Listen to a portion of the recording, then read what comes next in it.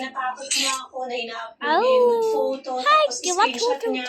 Ipapanakot niya lang sa akin, tapos bubulahin. For 5 years, Miss Karen, lagi pong nag-grilling yung phone ko. Walang nakakaalam. Even Brilliant Skin, during Brilliant Skin, na-establish ko si Brilliant Skin, hindi nila alam. May laging nag-grilling sa phone ko, asking for more nude photos, asking for videos. So parang, I was mentally tortured. So, pasensya ka na. No.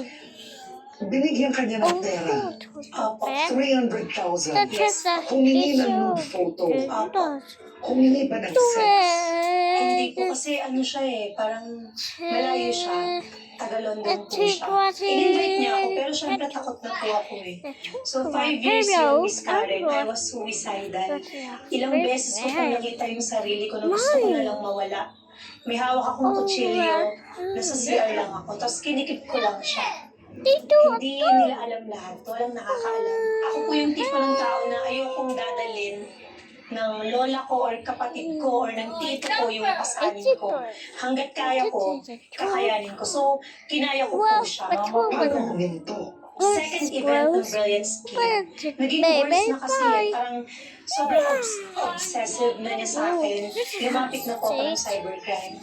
Pumunta po ako ng Krame. Tapos, pagpunta ko po ng Krame, habang nagre-ring yung phone ko, yung police officer na po yung sumagot. Tapos, tinakot na po siya na isusumbong ka namin sa Interpol pag di mo tinigilan yan. That one day, everything stopped.